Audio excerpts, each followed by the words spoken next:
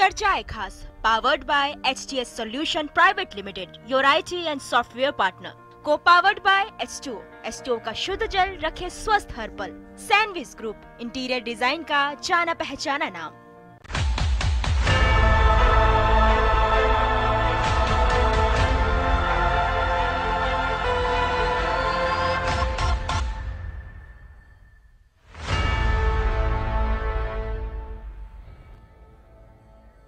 Vande Mataram network 10 के खास कार्यक्रम चर्चाएं खास में आपका स्वागत है। आज हम चर्चाएं खास में चर्चा करेंगे महाराष्ट्र में फिर संत समाज गहरे आक्रोश में है। महाराष्ट्र में संतों का गुस्से का ज्वार देश के दूसरे हिस्सों में भी दिखने लगा है। बात शिरडी के मंदिर को खुलवाने की है। संत कह रहे हैं कि जब मंदिरालय तक खुला है तो फिर शिरडी का मंदिर खोलने में क्या दिक्कत है, सिद्धि विनायक खोलने में क्या दिक्कत है। लेकिन मुख्यमंत्री का कहना है कि कोरोना में सब चीजें एक साथ नहीं खुल सकती, यानी घमासान छिड़ा है। बात केवल एक मंदिर खुलवाने तक नहीं है। सनातनी धर्म वाले देश में साधु संतों के लिए पिछला कुछ समय शुभ नहीं रहा है। पालघर में साधुओं की सरेआम हत्या, करौली में साधु को जिंदा जलाने की वारदात, गोंडा में अगर बात करें साधु पर गोली चलाने की वारदात सामने आई है। संत समाज का आहत होना स्वाभाविक है। आखिर ये सब क्यों? ये वही संत समाज है, ये ध्यान रखना चाहिए, जिन्होंने देश की परंपरा को, देश की संस्कृति को आज तक बचा के रखा है। अगर हम कहते हैं कि हम हैं तो ये हम को हम बनाने वाले ये संत ही हैं। देश की संस्कृति आज बची है तो इन संतों के कारण ही बची हुई है। इसी पर आज हम चर्चा को खास बनाएंगे। खास मेहमान हमारे साथ हैं, उससे पहले पेश है ये खास रिपोर्ट।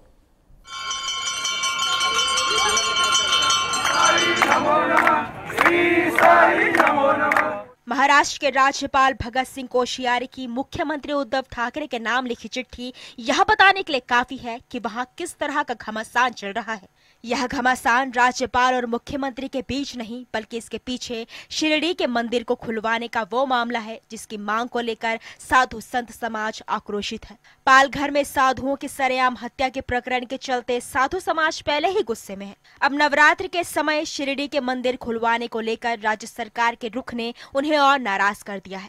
जगह जगह प्रदर्शन हो रहे हैं, नारे गाजे बाजे सब हो रहे हैं। जहां एक और राज्य सरकार कह रही है कि कोरोना के चलते मंदिर नहीं खोला जाएगा, तो वहीं साधु संत कह रहे हैं जब मंदिरालय खोल सकते हो तो फिर मंदिर क्यों नहीं।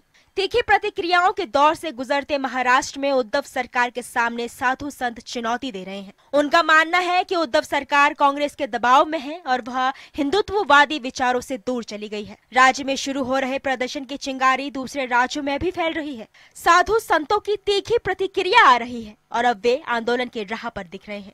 महालक्ष्मी, सिद्धि विनायक मंदिरों के लिए अब आवाज उठ रही है। उधर राज्यपाल भगत सिंह कोश्यारी ने जिस तरह सीधे सीधे उद्धव ठाकरे से कहा, आप तो हिंदुत्व भावना से ओतप्रोत थे, सेक्युलर कब से हो गए। मुख्यमंत्री का जवाब है कि कोई उन्हें हिंदुत्व सिखाने की जरूरत ना करे। उन्हें हिंदुत्व के लिए किसी का सर्टिफिकेट नहीं चाहिए। एक मंदिर खोलने से क्या हिंदुत्व साबित होगा? यह निश्चित है कि राज्य में सियासत के लिए एक मुद्दा और सामने आ गया है। साधु संतों का संघर्ष प्रदर्शन अपनी जगह होगा, लेकिन भाजपा और शिवसेना के बीच तकरार के लिए एक और प्लेटफॉर्म बन गया है। भाजपा सिद्धि विनायक मंदिर से शिरडी तक प्रदर्शन कर रही है। शिवसेना अपनी उदार हिंदुत्व और थोड़ा सेक्युलर होती पार्टी की छवि दिखाना चाहती है, तो भाजपा लोगों को एहसास कराना चाहती है कि हिंदू हृदय सम्राट बाल ठाकरे वाली शिवसेना अब बदल चुकी है। इधर कंगना रनौत के ट्वीट उद्धव ठाकरे की सत्ता पर सवाल करते दिख रहे हैं। डेस्क और इसी पर हमारे साथ आज खास मेहमान जुड़े हुए हैं। हमारे साथ परमहंस दास जी हैं, धर्मगुरु हैं। हमारे साथ स्वामी रामेश्वरानंद सरस्वती जी महाराज हैं, महामंडलेश्वर हैं। हमारे साथ स्वामी यतीन्द्रानंद गिरी जी महाराज हैं, जो महामंडलेश्वर है जूना अखाड़े के और बहुत ही वरिष्ठ हैं। हमारे साथ स्वामी जितेंद्रानंद सरस्वती जी भी हैं, जो राष्ट्रीय महामंत्री है अखिल भारतीय संत समिति एवं गंगा सभा के। आपका भी बहुत बहुत स्वागत है। हमारे साथ महामंडलेश्वर स्वामी रामेश्वरानंद सरस्वती जी भी हैं हरिद्वार से। आपका भी बहुत बहुत स्वागत है। सभी संत समाज आज हमारे बीच में है और कहते हैं कि जिस तरीके का वातावरण आजकल चल रहा है, मैं सबसे पहले हमारे धर्मगुरु हैं परमहंस दास जी, मैं आपके पास आना चाहूँगा कि जिस तरह से आज संत समाज आहत है, लगातार आखिर इन लोगों को जो मैं कहूंगा सभी पार्टी, सभी हैं, सभी लोग हैं। ऐसा नहीं है कि हम किसी एक विशेष पार्टी की बात कर रहे हैं। हम ये कह रहे हैं कि इस देश में सन्यासियों का, साधुओं का एक सम्मान है। वो सम्मान ऐसे नहीं आया। उस सम्मान के लिए बहुत सारे कष्ट इस समाज ने झेले हैं, बहुत सारे कष्ट झेले हैं, बहुत सारे युद्ध किए हैं इन्होंने, संस्कृति को बचाने के लिए बड़े बलिदान दिए हैं। आखिर इन्हीं के साथ ऐसा क्यों? जी परमहंस दास जी, कब समझ में आएगा इन्हें कि संतों की जो महत्व है, संतों का जो आज हम भारत को भारत कह रहे हैं, किसकी देन है? जी बिल्कुल आप सही कह रहे हैं। देखिए, ये महाराष्ट्र के पालघर में जो हमारे भगवाधारी संतों की निर्मम नृशंस हत्या की गई है, फिर पूरे मामले को जिस तरह से दबाने का कार्य किया गया, ये बहुत एक पीड़ादायक रहा है और अभी तक हम लोग जो है उस पालघर को भूले नहीं हैं। और इसके बाद फिर जो है तो जिस तरह से जो है राजस्थान में एक पुजारी की 5 दरिंदों ने पेट्रोल डाल के जिंदा जला दिया, यह कितनी दर्दनाक और अमानवीय घटना। और इसके बाद उत्तर प्रदेश के गोंडा जिले में एक पुजारी को, सोते हुए पुजारी को जो है जाके अपराधी गोली मार देते हैं। और सबसे दुर्भाग्य की बात यह है कि अभी अभी गोंडा के जो महंत हैं उस स्थान के, मेरे पास अभी अभी फोन करके कहे महाराज जी, शासन प्रशासन दवा भी नहीं करा रहा है, शासन प्रशासन जो है 1 रुपए की दवा नहीं करा रहा है। हम किसी तरह, हमारे पास फोन किए, कुछ सहयोग करिए। हमने कहा बिल्कुल सहयोग करूंगा। दुर्भाग्य है ये इस समय कि पता नहीं वहां के स्थानीय जो शासन प्रशासन है, वहां के जनप्रतिनिधि पता नहीं क्या कर रहे हैं कि इतनी बड़ी घटना घट जाती है और ये अपने घर से बाहर नहीं निकलते हैं। इनको कोई मतलब नहीं है। साधुओं की हत्या हो जाए उनको क्या जाता है? साधु होते कौन है उनके? जिसके अंदर भगवा का सम्मान नहीं है, मैं तो समझता हूँ वो भारतीय नागरिक कहलाने लायक नहीं है। हमारे तिरंगा का शान जो है भगवा है, सबसे ऊपर भगवा ही जो है। लेकिन दुर्भाग्य है कि आज साधु संतों की लगातार निरंतर हत्याएं हो रही हैं, साधु संतों पर हमला हो रहा है। और उत्तर प्रदेश में जहां एक भगवाधारी मुख्यमंत्री हो और संत के मुख्यमंत्री रहते हो, संत के ऊपर गोली चार्ज हो और गोली लगने के बाद वहां का शासन प्रशासन दवा तक न कराए, इससे ज्यादा दुर्भाग्यपूर्ण और कुछ नहीं हो सकता है। मैं पता नहीं क्यों योगी जी के पास ये पता नहीं बात गई कि नहीं गई, लेकिन वहां के जो सांसद हैं, विधायक है, वहां का जो डीएम है, कप्तान है, उन लोगों को कोई मतलब नहीं है। साधु मर जाए चाहे जिंदा रहे, वो दवाई के लिए लोग जो है चंदा करके वहां दवाई करा रहे हैं। और अभी अभी मेरे पास तत्काल ही फोन आया था वहां सीताराम दास का, कहे महाराज जी अब क्या करूं, अब नहीं हो पा रहा है। हमने कहा कि बिल्कुल हम लोग पहुंचेंगे और जितना पैसा लगे दवा कराइए। अगर शासन प्रशासन समस्याएं हैं और बहुत सारी बातें हैं, जिस तरीके की बातें आ रही हैं वो अपने आप में बड़ी, हम कहेंगे कि चिंताजनक है। देश किस दौर में जा रहा है, देश कहां जा रहा है, बहुत सारे सवाल खड़े हैं। हमारे साथ स्वामी यतीन्द्रानंद गिरी जी महाराज जी भी हैं। और स्वामी जी, आप तो हमेशा हर जगह घूमते रहते हैं, हर मुद्दों पर आप सामने आते हैं, और जिस तरीके से आप लगातार सक्रिय हैं उसे देखकर लगता है कि वास्तव में आज भी संत समाज ये चाहता है कि देश के अंदर संस्कृति और सभ्यता बची रहे। लेकिन आप देखें कि लगातार पिछले कुछ दिनों से माहौल इस तरीके का हो गया है कि जो भगवे की बात होती थी, आज वो भगवे की बात दिख नहीं रही है। और आप देखिए कि मंदिरों को लेकर ये राजनीति क्यों? भाई देश कहां जा रहा है? क्या कोरोना खाली अब मंदिर में ही आएगा? क्या कोरोना जो मदिरालय हैं, जो बार खुल रहे हैं, उनके अंदर नहीं आएगा? अरे किस दिशा में लेके जा रहे हैं आप? कहां जा रहे हैं? ऐसे क्या है कि जो खाली ये चाहते हैं कि जो संत समाज है, जो लोग हैं, जो मंदिरों में व्यवस्थाएं करते हैं, सब खत्म कर दी जाए, कुछ ना बचे? कहां, किस तरह, क्यों? इन्हें स्वामी जी कौन बताए कि संत समाज का कितना बड़ा योगदान इस भारत के लिए है? जी मुझे लगता है स्वामी जी तक हमारी जो आवाज है वो नहीं जा पा रही है। स्वामी जी, आपको आवाज आ रही है? मेरी आवाज आ रही है आपके पास? आप सुन रहे हैं हमको? स्वामी जी मेरी आवाज आ रही है? बहुत कम आवाज आ रही है, बहुत कम आवाज आपकी आ रही है। स्वामी जी मैं कह रहा था कि कर रहा हूं, कब समझेंगे ये लोग कि जो संत समाज है, जो ये भगवा है, इसने इस देश के लिए बहुत कुछ किया है, बहुत बलिदान दिया है, और संत बनना आसान नहीं है, लेकिन जिस तरीके का व्यवहार आजकल हो रहा है, अब आप देखिए कि मंदिर तो बंद रहेंगे, बार खुलेंगे, क्योंकि वो आर्थिक स्थिति की बात होती है तो वहां कहा जाता है कि बार चाहिए हमें, मंदिर नहीं चाहिए। मंदिर का जो पैसा है वो तो संत समाज ले जाता है, वो तो समितियां ले जाती हैं। तो इस तरीके की जो धारणाएं बन रही है वो किस दिशा में लेके जा रही है देश को? जी स्वामी जी। देखिए, भारत जो है आदि अनादि काल से ऋषि मुनियों का देश रहा है, और पूरे विश्व में अगर भारत विश्व गुरु कहलाया है तो केवल इसलिए कहलाया है कि यहाँ की संस्कृति और जो यहाँ की संस्कृति है वो ऋषि मुनियों की संस्कृति रही, वेदों की संस्कृति रही। यहाँ धर्म के ऊपर यहाँ की शासन व्यवस्था रही है और राजा सदैव धर्म के समक्ष नतमस्तक रहा है, इसलिए भारत दुनिया में पूजा गया है और यही भारत का वैशिष्ट है। पर आज दुर्भाग्य है, एक समय ऐसा था कि जिस समय इस उदार हिंदू को, हिंदू से बढ़कर कोई सहिष्णु नहीं हो सकता, हिंदू से बढ़कर कोई उदार नहीं हो सकता, उस हिंदू को पूरे की पूरे हिंदू समुदाय को ही हिंदू आतंकवाद का चोला पहनाने की सुनियोजित कोशिश की गई। और आज मंदिर नहीं खुलेंगे, सब कुछ बंद खुल रहा है, मंदिर खुलने में क्या आपत्ति है? अगर भगवान का मंदिर खुलता है और वहाँ यज्ञ होता है, वहाँ घंटा बजता है, वहाँ घड़ियाल बजते हैं, ये तो विज्ञान भी आज स्वीकार कर चुका है कि जहाँ यज्ञ हो, जहाँ घंटे की ध्वनि निकलती हो, तरंग निकलती हो, वहाँ से तो न जाने कितने ऐसे जो वायरस होते हैं वो अपने आप दूर हो जाते हैं। आप मदिरालय खोल सकते हो, बाजार खोल सकते हो, मंदिरों से आपको ऐसी क्या चिढ़ हो गई है? आप जानबूझ के मंदिरों को क्यों बंद रखना चाहते हैं? भारत में जो हमारे सनातन हिंदू धर्म के धार्मिक स्थल हैं, धार्मिक मंदिर हैं, वह कुछ भी नहीं है तो कम से कम भारत की 70-80 लाख लोगों को सीधे सीधे रोजगार देता है।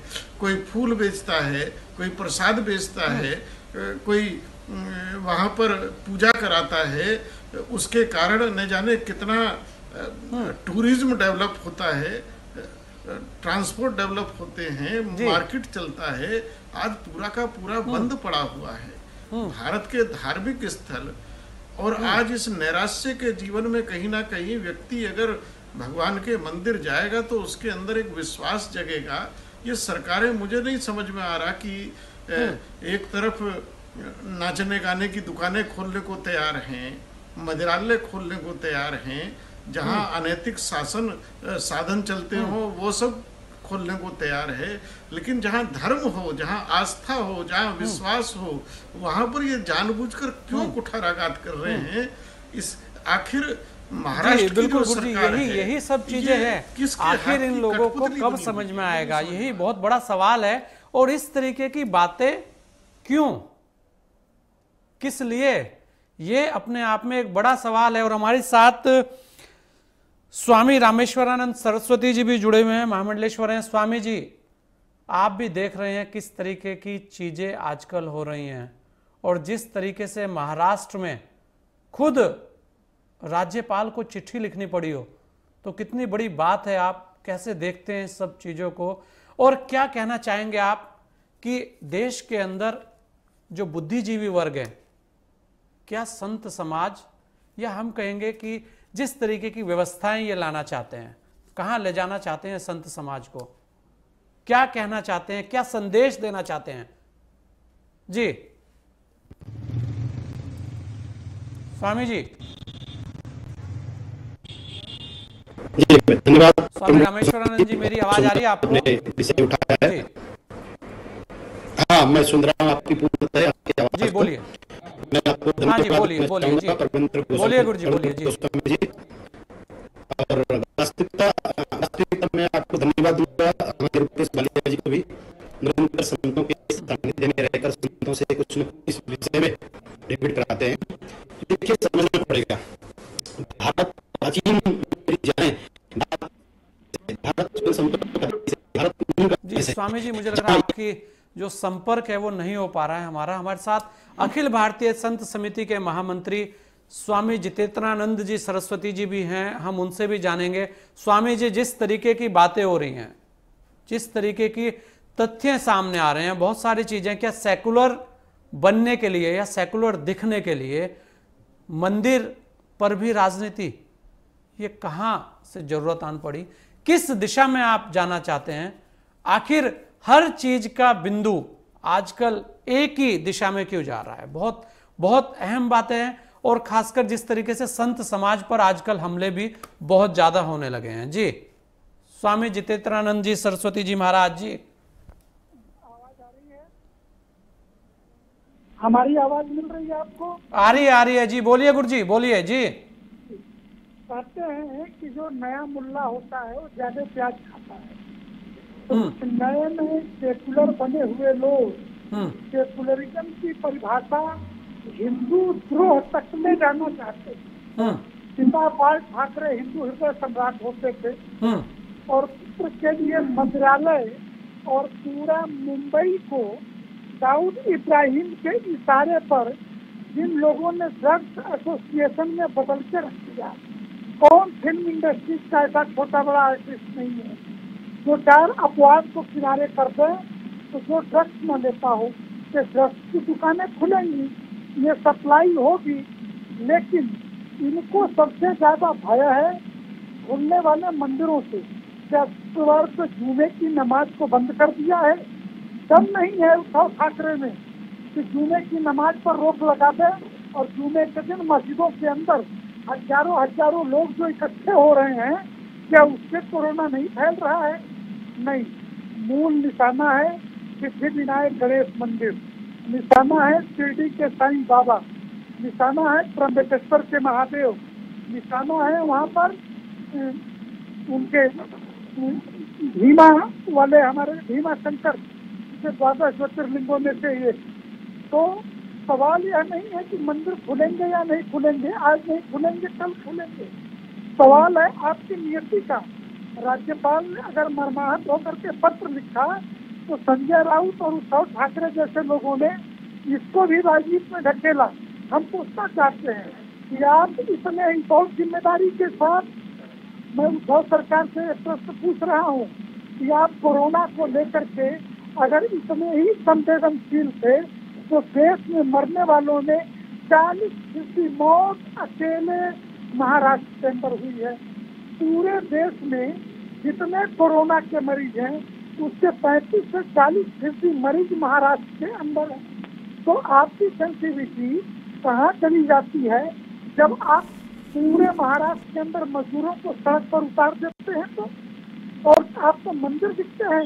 कुल मिलाकर के नया मुल्ला ज्यादा प्याज खाता है, नया बना हुआ मुसलमान घुटनों के बल बैठ करके माथे से कालीना की रेखा इसलिए ज्यादा दिखाने की कोशिश करता है, नमाज 5 टाइम का पढ़ रहा है। हिंदू मुस्लिम सब बराबर हैं और देश जो है वो हमारा भाईचारे का देश है।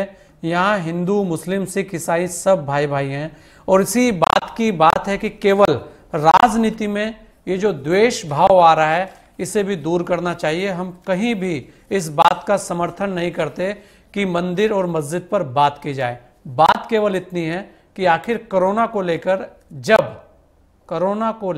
जब बार खुल सकते हैं तो कोरोना को लेकर मंदिर क्यों नहीं खुल सकते? महामंडलेश्वर स्वामी रामेश्वरानंद सरस्वती जी भी हैं।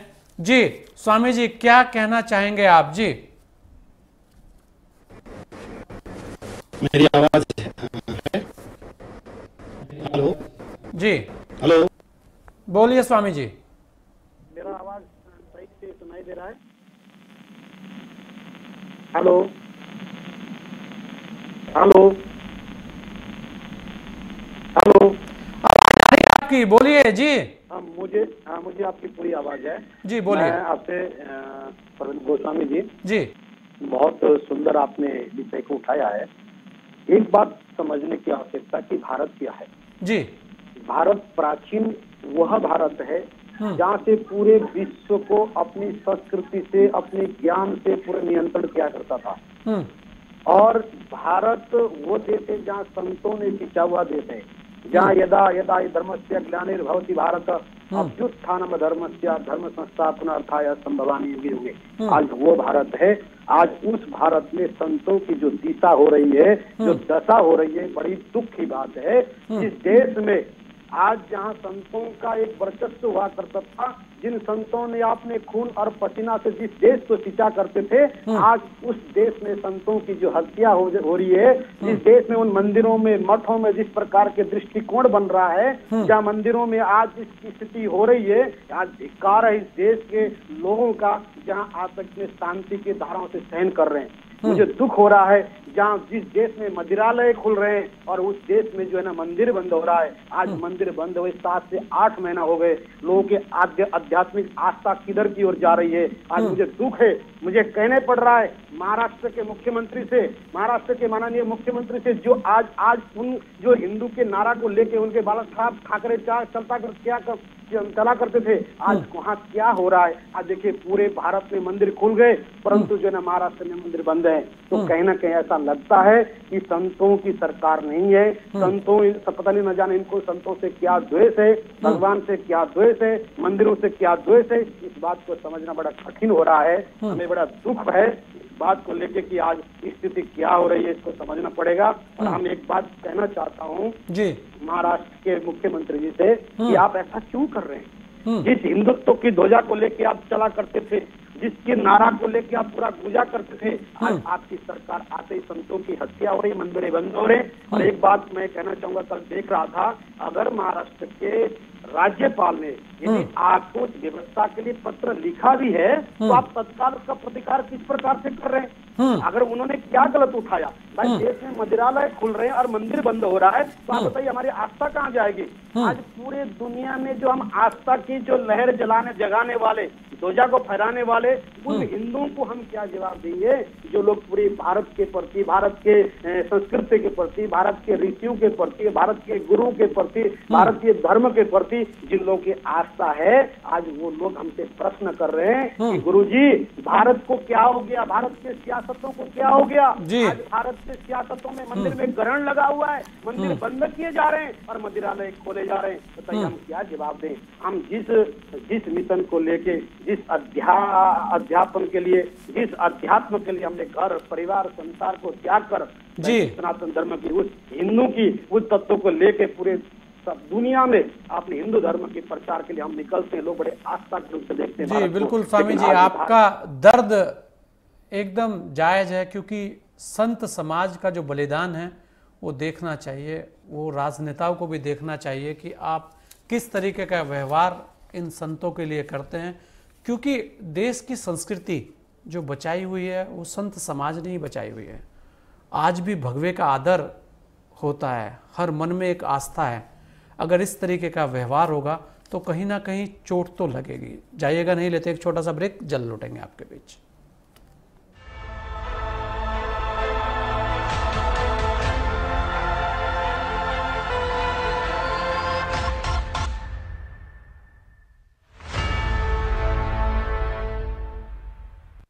ब्रेक के बाद आपका स्वागत है। आज हम बात कर रहे हैं महाराष्ट्र में जिस तरीके से मंदिर के ऊपर भी सियासत हो रही है, और सियासत के अब जो रंग हैं वो अलग अलग दिखने लगे हैं।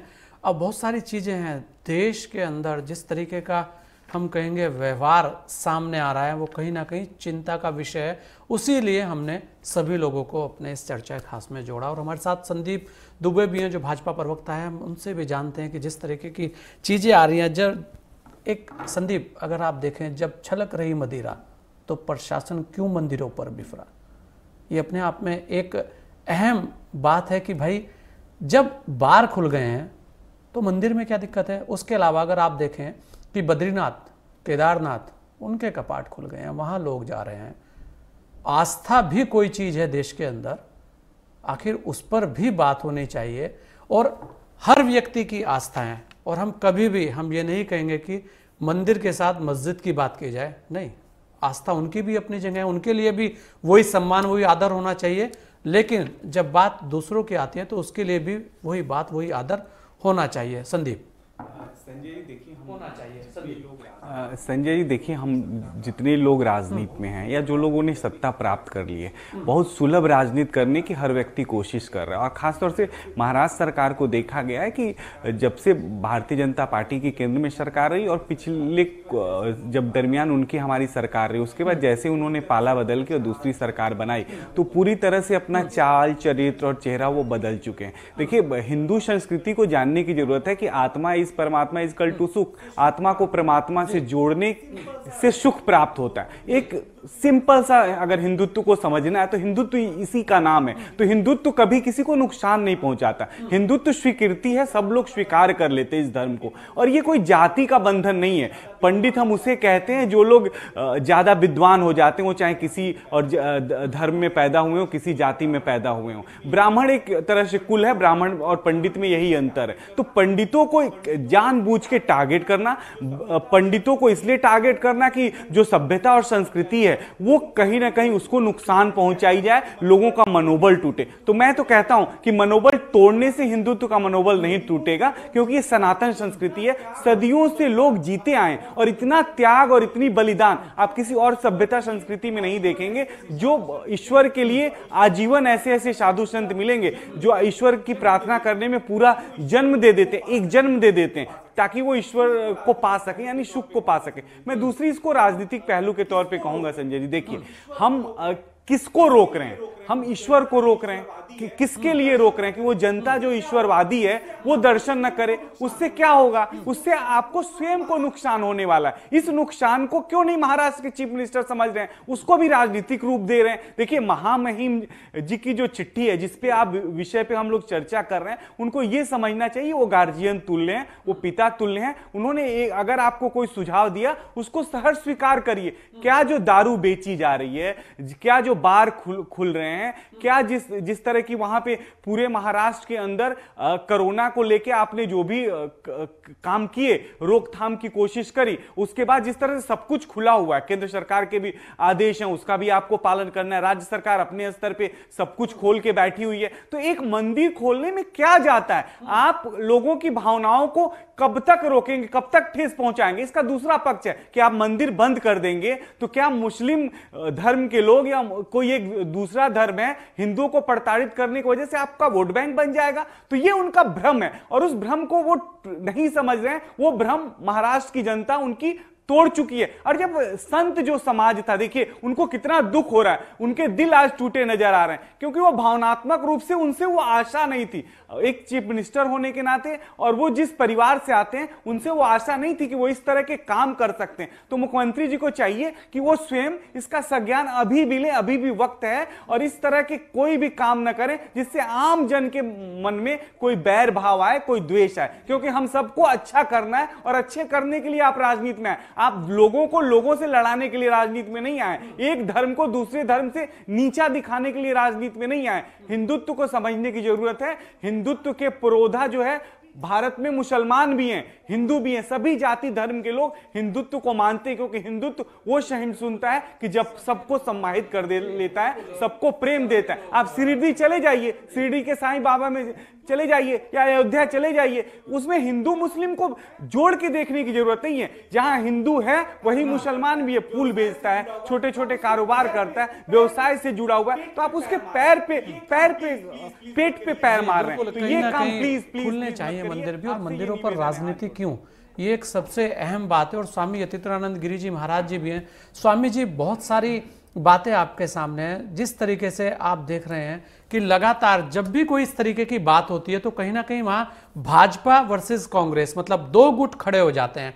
आखिर देश में मंदिर की बात कोई भी करे, भाई देश के अंदर मंदिर सबके लिए है, वहां भाजपा कांग्रेस की जो राजनीति होती है, अब ऐसा एक माहौल सा बना दिया गया है कि अगर इस तरीके के कोई मुद्दे सामने आएंगे, अगर संत समाज की बात होगी तो यह कह दिया जाएगा कि भाजपा है उसके पीछे, अगर संतों की आवाज उठाई जाएगी तो कह दिया जाता है भाजपा है उसके पीछे, मंदिरों की बात हो रही है तो कह दिया जा रहा है कि यह भी भाजपा है उसके पीछे।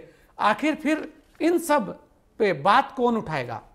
और हम तो कहते हैं कि भाजपा कांग्रेस की जगह अगर बात हो तो ये बात होनी चाहिए कि ये भारतीयों की बात है, मंदिर पूरे भारत के हैं, भारत के लोगों के हैं। जब यहां ये कहा जाता है कि भाईचारे की बात है, तो ऐसे में राजनीति क्यों स्वामी जी? कैसे देखते हैं आप इन सब लोगों की मानसिकता को, और कैसे सही होगा सब? जी स्वामी जी।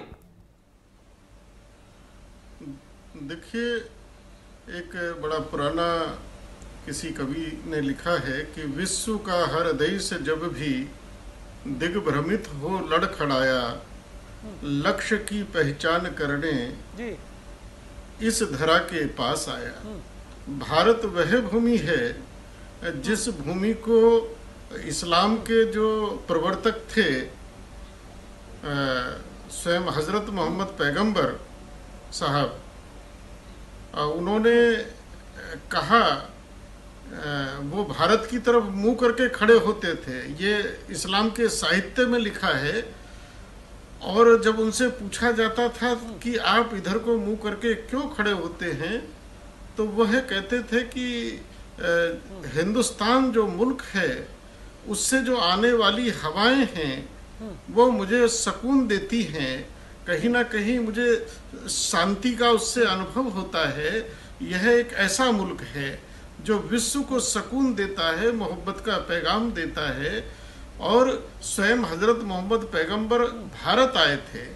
दुनिया में बहुत बड़ा समुदाय क्रिश्चियनिटी को मानता है।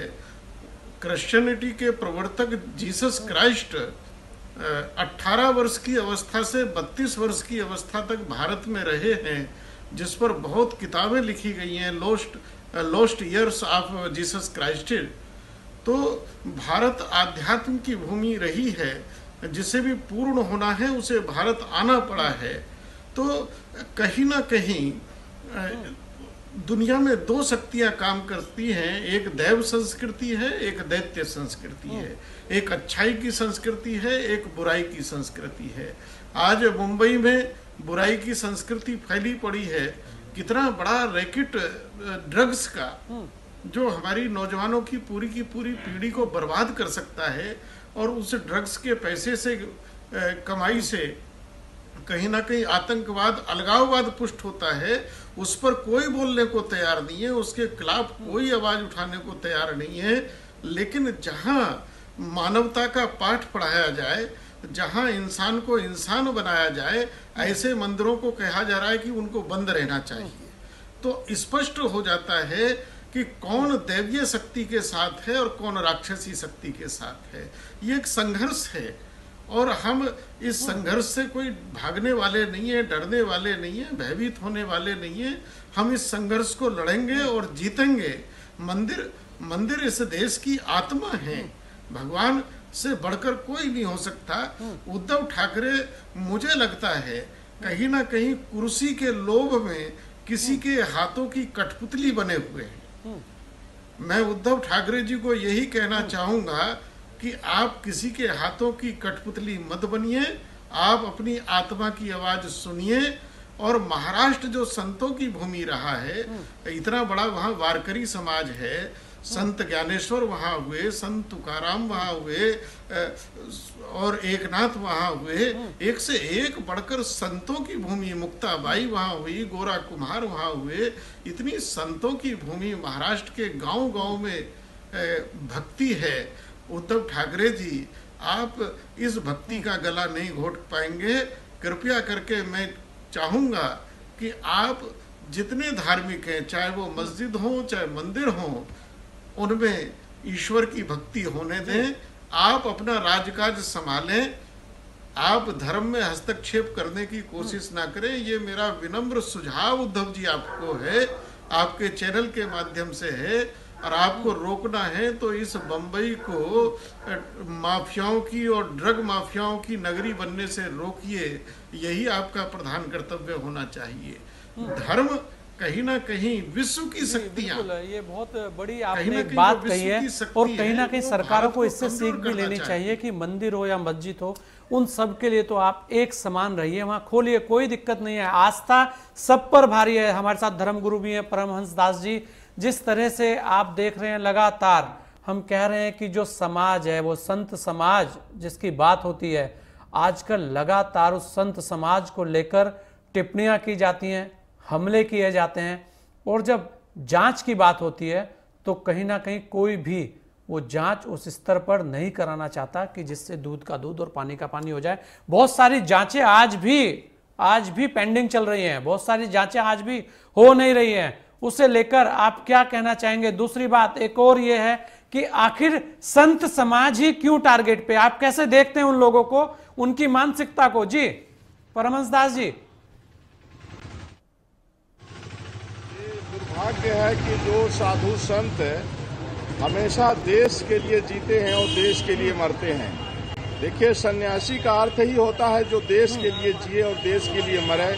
जैसे स्वामी विवेकानंद जी उदाहरण हैं, गोस्वामी तुलसीदास जी संत, महर्षि दयानंद, भगवान शंकराचार्य इत्यादि ऐसे ऐसे महापुरुष हुए हैं कि जिन्होंने पूरा जीवन देश की सेवा के लिए न्यौछावर कर दिया। और आज भी साधु संत निस्वार्थ भाव से गरीबों से, और किसी के यहाँ रोटी मिले चाहे न मिले, लेकिन किसी भी साधु सन्यासी के यहाँ अगर 10, 20, 50 आदमी चले गए तो उनको भोजन जरूर मिल जाता है। ऐसे साधु सन्यासी जो पूरा जीवन देश के लिए समर्पित है, और ऐसे संतों के ऊपर हमले होना, ऐसे संतों की हत्याएं की जाए और हत्या के बाद में मामले की लीपापोती हो, उसकी ठीक से सीबीआई जांच भी न हो, उनकी दवा तक न कराई जाए, मैं तो समझता हूं कि यह बेहद निंदनीय है, अमानवीय है। और इस पर जो है तो जो भी सरकारें हैं, वैसे तो भारतीय जनता पार्टी से तो हम उम्मीद करते हैं, लेकिन और पार्टियों से उम्मीद नहीं कर सकता हूं। अन्य पार्टियां जो हैं वो केवल तुष्टीकरण की राजनीति करती हैं, और अन्य पार्टियां जो हैं वो सिर्फ वोट को देख करके, उनको देश से मतलब नहीं है। लेकिन भारतीय जनता पार्टी एक ऐसी पार्टी है जिसका शीर्ष नेतृत्व परम राष्ट्रभक्त के हाथ में है।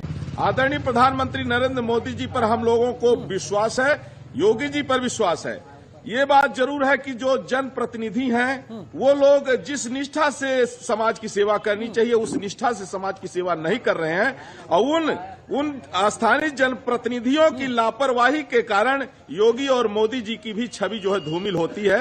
तो जो स्थानीय जनप्रतिनिधि हैं इनको जो है आवश्यक है कि ये कम से कम अपने शीर्ष नेतृत्व का जो है तो कम से कम सम्मान करते हुए, अगर राष्ट्रभक्ति नहीं है तो कम से कम मोदी जी को देख करके, योगी जी को देख करके समाज की सेवा करें। और अगर ये सारे जनप्रतिनिधि निष्ठा से अगर ये जनता की सेवा करें तो किसी तरह से क्राइम नहीं हो सकता है। कहीं भी अगर कोई वारदात होती है तो उसके पीछे शासन प्रशासन की ढिलाई और जनप्रतिनिधियों की ढिलाई वहां जो है तो कारण होती है। इसलिए हम लोगों को योगी और मोदी जी से पूरा विश्वास है कि मोदी जी हैं और योगी जी हैं तो निश्चित रूप से क्राइम रुकेगा।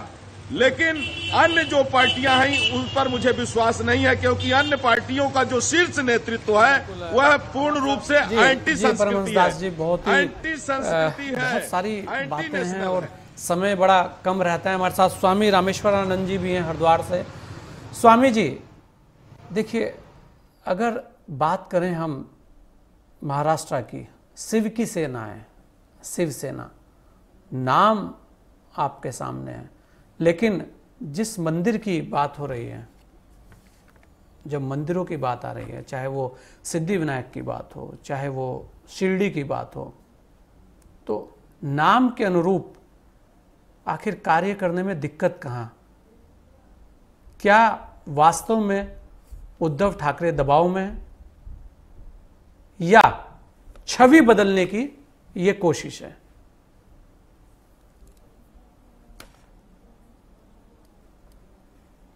कि जो शिवसेना जी स्वामी जी भारत की संस्कृति के लिए मर और मिटती थी, आप सुन रहे हैं मेरी आवाज आ रही है ना? जी जी बिल्कुल सुन रहा हूं, बोलिए बोलिए। जो शिवसेना जो शिवसेना भारत की संस्कृति के लिए, भारत के लिए मर मिटती थी, आज वो शिवसेना कहाँ जा रही है, इस बात का बड़ा चिंतनीय है। मुझे जहां तक लगता है कि ये दबाव में है, क्योंकि देखिए, क्योंकि एक सरकार नहीं है, मिलीजुली सरकार है और इसलिए जिसे इस तरह से हस्तिनापुर में धृतराष्ट्र अंधे होकर भी पुत्र मोह में फंसे हुए थे। मुझे लगता है कि ये जिस पार्टी के साथ हाथ मिलाए हैं, मुझे लगता है कि उस पार्टी के साथ ये अंधे हो गए उनके प्रेम मोह में, जिनको दिखाई नहीं दे रहा है कि मंदिरों का, संतों का, लोगों की आस्था पर क्या आघात हो रहा है, क्या हो रहा है। मुझे लगता है कि उनको समझ में नहीं आ रही है।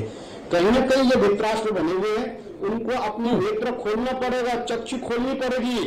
ये केवल 2 साल 5 साल की सरकार में सत्ता में आने से नहीं होगा। यदि उनको आगे भी सत्ता में आना है तो चक्षु को एकदम अपनी चक्षु खोलनी पड़ेगी। नहीं तो जिस प्रकार से धृतराष्ट्र बनकर जो आप तांडव करा रहे हैं, ये कहीं ना कहीं अपने ही विनाश का रास्ता ढूंढ रहे हैं। ये भारत की जनता, भारत की संस्कृति, भारत के संत इनको छोड़ने वाले नहीं है। ये जिस दबाव में भी होंगे, लेकिन ये देश आज प्रदेश के मुख्यमंत्री है, उनके पास एक पावर है। और आज जिस प्रदेश में मंदिरों में जाकर जो लोग अपनी आस्था से भगवान को पूजते थे, भगवान को मानते थे, जिनके चारों तरफ रास्ता बंद होता तो भगवान के चौखट में जाकर सिर झुकाकर अपनी मन्नत मांगता है, आज उस वहां जाकर उन्होंने उस मंदिरों को बंद किया हुआ है और शराब की दुकानें, शराब के ठेके खोल रहे हैं, क्योंकि शराब से इनको पैसे मिल रहे हैं और मंदिर से इनको कुछ नहीं मिल रहा है, क्योंकि नास्तिक है। मुझे तो ऐसा लगता है कि ये हमारे जो उद्धव ठाकरे हैं, कहीं ना कहीं ये हिंदुत्व को झंडा लेके तो चलते थे, परंतु मुझे लगता है कि ये नास्तिक है। ये बाल साहब ठाकरे का नाम को डुबा रहे हैं। हमें कहीं ना कहीं इन पर संदेह है। इसलिए संदेह है कि इनकी इन वर्षों में, जो 1-1.5 वर्षों की सरकार में जो हमको इनका चरित्र सामने आ रहा है, हमें कहीं ना कहीं संदेह है। हम तो यही उनको अभी भी चेतावनी दे रहा हूं इस बात का। ये संत, भारत के संत समझ लेना, ये खामोश है, कमजोर नहीं है। भारत में शांति के पहल करते समय आने पर एक क्रांति का भी पहल करेंगे।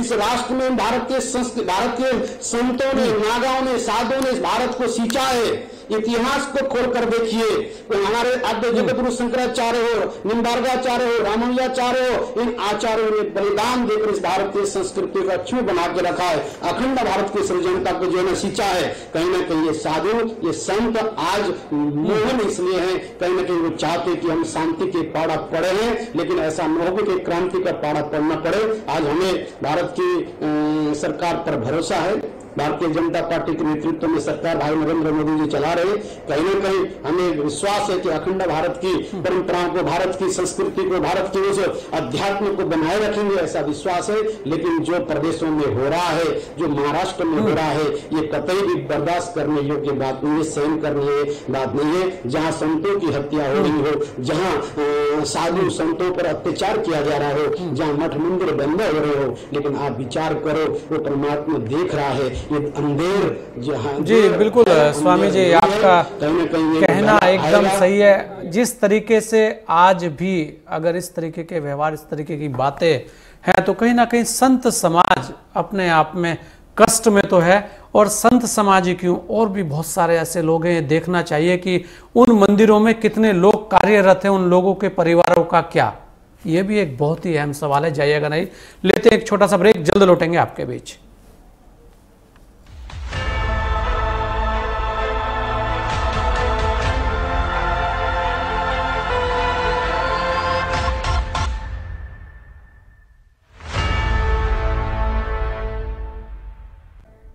ब्रेक के बाद आपका स्वागत है। हम बात कर रहे हैं महाराष्ट्र में जिस तरीके से मंदिर पर भी अब सियासत गर्म है, और उसी पर हमारे साथ खास मेहमान सभी जुड़े हुए हैं। हमारे साथ संदीप दुबे जी भी हैं। संदीप, जिस तरह सभी जगह अब धीरे धीरे लॉकडाउन हट रहा है, और आप देखें लगभग सब जगह मंदिर भी खुल गए हैं, मस्जिद भी खुल गई हैं, और भी सब चीज़ें खुल गई हैं। ऐसे में आखिर सिद्धि विनायक मंदिर या शिरडी साईं बाबा मंदिर की हम बात करें, जिस तरीके से वहाँ राजनीति हो रही है, आखिर आप भी तो सीमित दायरे में मंदिर को खोल सकते हैं। एक संख्या निश्चित कर दीजिए जिससे कि किसी भी तरीके की ना सियासत होगी, ना हंगामा होगा, ना भाजपा होगी, ना कांग्रेस होगी, क्योंकि मंदिर में जाने वाले लोग आस्था में जो जिनकी आस्थाएं हैं वो सभी पार्टियों के, वो ऐसा नहीं है कि खाली बीजेपी के लोग ही मंदिर जाते हैं, कांग्रेस के लोग तो मंदिर नहीं जाते, या शिवसेना के लोग नहीं जाते, या राष्ट्रीय क्रांति जो भी है राष्ट्रवादी कांग्रेस पार्टी के लोग नहीं जाते। सभी लोगों का है मंदिर, सबका है। तो ऐसे में सियासत क्यों? आखिर जब खुद राज्यपाल ने बोला है कि आप जब बार खोल सकते हैं तो मंदिर क्यों नहीं, आप सीमित दायरे में जैसे सब जगह खुले हैं।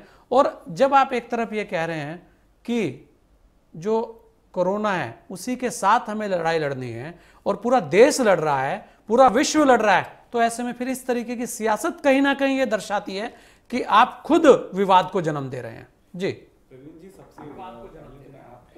प्रवीण जी, सबसे पहले तो मैं आपको और आपके इस चैनल को धन्यवाद दूंगा कि आपने इतने अच्छे विषय पे आज परिचर्चा रखी और बड़े बड़े साधु संत समाज के लोगों को बुलाया जो समाज में अग्रणी भूमिका निभाते हैं। देखिए, साफ साफ बात है कि जब प्रधानमंत्री जी ने जब लॉकडाउन लागू हुआ तो प्रधानमंत्री जी ने जन जागरण किया पूरे देश में, और वो आए और इस विषय को रखा ताकि देश के लोग जान जाएं। देखिए, हम कभी भी कोई बुराई से लड़ना है तो हम सबको स्वयं से अपने बुराई का परित्याग करके ही उससे लड़ाई लड़ी जा सकती है। हाँ, विपक्ष की कुछ पार्टियां हैं, वो प्रधानमंत्री जी कुछ भी करें, कितना भी अच्छा करें, उनको उनके उल्टा ही काम करना है। तो क्या होता है कि वो कभी कभी ऐसा करते हैं कि प्रधानमंत्री जी का विरोध करते करते इस देश का विरोध कब करने लगते हैं उनको पता ही नहीं चलता। आम लोगों की भावनाओं को कब वो ठेस पहुंचा देते हैं, ऐसे राजनेता को या राजनीति को पता ही नहीं चलता। क्योंकि आज जो जनता है प्रधानमंत्री को बहुत प्यार करती है, उनके काम करने के तरीकों को बहुत अच्छा मानती है। तो हमें लगता है दूसरे भी राजनेता हैं, उनको और उनसे सीख लेके अच्छा करने की कोशिश करनी चाहिए। एक बड़ी लकीर है, उन्होंने कुछ अच्छा देश के लिए सोचा, अच्छा कर रहे हैं। आप भी देश के लिए कुछ अच्छा सोचिए और अच्छा करिए। और लोकतंत्र तो दिल जीतने का नाम है, आप भी दिल जीतिए। तो ये लोग क्या करते हैं कि जो उनको लगता है कि देखिए, प्रधानमंत्री जी ने सबका साथ सबका विकास का, उन्होंने तो हिंदू मुस्लिम सिख ईसाई को बांट के भारतीयों की तरफ नहीं देखा। उन्होंने एक आदर्श स्थापित करी कि हम सब भारतीय स्वयं से अपनी बुराई का परित्याग करें। उन्होंने बराबर देश को बताया कि हम स्वयं से अगर चाहें तो हम भारत सब लोग मिलकर बदल सकते हैं। तो ये एक अच्छा राजनीति और एक अच्छा नेता भारत को मिला हुआ है, हम सबको इसका फायदा उठाना चाहिए। और खासतौर से मैं कहूंगा हमारे जो महाराष्ट्र के मुख्यमंत्री जी उनको भी चाहिए किसी के दिल को ठेस न पहुंचाए। ये भावनात्मक मामला, इसको समझिए। अगर किसी की एहसास का संगीत सुनाई नहीं देता, ओठों पे आके दुहाई नहीं देता, और दिल से पूछोगे तो जानोगे राजे मोहब्बत, ये भावनाओं का खेल है, दिखाई नहीं देता। आप जो काम करते हो हर हिंदुओं के भावनाओं को ठेस पहुंचता है, हर भारतीय की भावनाओं को ठेस पहुंचता है। आप भले ही राजनीति को हिंदू मुस्लिम सिख ईसाई में बांट के देखते हो, भारत के प्रधानमंत्री नहीं देखते, तो इसी तरह भारत की जनता भी नहीं देखती। तो आप कहीं भी धर्म के आधार पे किसी में भेद करोगे, धर्म के आधार में किसी को दुख दोगे, तो आप स्वयं को भी वो दुख दे रहे हो। ये महसूस करो, क्योंकि आप उससे आम जनता की दिल नहीं जीत रहे हो, उससे आपको आम जनता वोट नहीं देगी, उससे आपको ही नुकसान है। तो मैं मुख्यमंत्री जी से अभी भी कहूंगा, जो गवर्नर साहब हैं, जो राज्यपाल जी हैं, वो एक पिता तुल्य हैं, वो कॉन्स्टिट्यूशनल हेड हैं, हमें उनकी बात माननी चाहिए। और उनके सामने ये विषय आया होगा तो उन्होंने विषय आपके समक्ष रखी है, तो इसमें कोई बुराई नहीं है, इसमें अहम नहीं पालने की आवश्यकता है। और इसको बीजेपी और अपनी पार्टी या इस चश्मे से ना देखा जाए, देखा ये जाए कि कुछ लोगों की मांग थी। आखिर आस्था भी बहुत कुछ है देश के अंदर, और आस्था उतनी बड़ी है देश के अंदर कि आपको सोचना चाहिए कि यहाँ आस्था और भावनाओं का देश है। ये यहाँ सनातन धर्म को मानने वालों की तादाद बहुत है। आप क्यों ऐसी स्थिति ला रहे हैं कि जिससे कि विवाद उत्पन्न हो? हमारे साथ स्वामी यतीन्द्रानंद गिरी जी भी हैं, क्योंकि समय स्वामी जी बहुत कम है, और लास्ट मैं आप ही से ले रहा हूं कि जिस तरह से अब ऐसा महसूस नहीं होने लगा कि देश में जो बहुत सारे लोग हैं जो इस संत समाज, इस भगवे की बातों को नहीं जानते। कहीं ना कहीं अब अखाड़ा जिसको बोला जाता है, अखाड़ा परिषद बोला जाता है, बहुत सारे लोगों को महत्व नहीं पता। तो कहीं ना कहीं अखाड़ों का और संत समाज का जो इतिहास है वो शामिल होना चाहिए, और उसे पढ़ना चाहिए और पढ़ाया जाना चाहिए, जिससे कि इस तरीके की चीजें ना आए और देश ये जाने कि आखिर ये भगवा है क्या। जी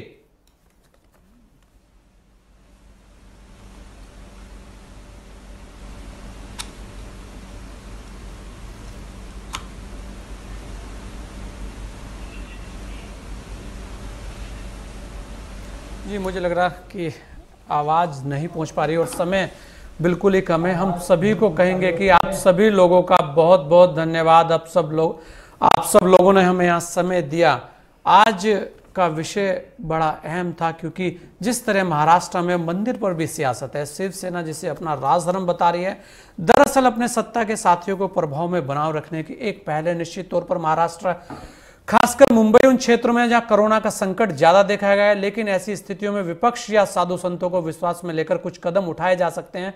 इसके बजाय नए उभरे सेक्युलर के रूप में दिखाने की चाह शिवसेना को अलग मोड में ले जा रही है शिवसेना। जिन मूल्यों के लिए जानी गई है वहां लगातार उसकी टिप्पणी साधु संतों के बीच एक दुराव पैदा करती नजर आ रही है। कहीं ना कहीं उसके आधार के लिए भी ये ठीक नहीं है। साधु संतों की भावनाओं को सुना जाना चाहिए। मंदिर किस तरह सुरक्षित स्थितियों में खुलवाया जाए, इसके लिए विकल्प जरूर हो सकते हैं। खासकर मुंबई अब चलने लगी है, मुंबई थमी नहीं है और मुंबई में लोग समझदार हैं। ऐसे में खाली ये कह देना कि सिद्धिविनायक मंदिर या शिरडी मंदिर, दोनों मंदिरों को लेकर जो विवाद चल रहे हैं, कि खाली वहीं कोरोना का हम कहेंगे बहुत ज्यादा आक्रमण होगा, तो ऐसा भी नहीं है। सब लोग समझदार हैं। केवल आप उन लोगों को ये बताएं और कुछ निश्चित समय और निश्चित लोगों की संख्या के अनुसार उसे खोलें, तो कहीं ना कहीं ये अपने आप में विवाद को खत्म करने वाला कदम होगा।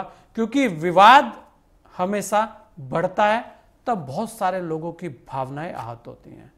आज चर्चा खास में इतना ही। दीजिए मुझे इजाजत। जय हिंद।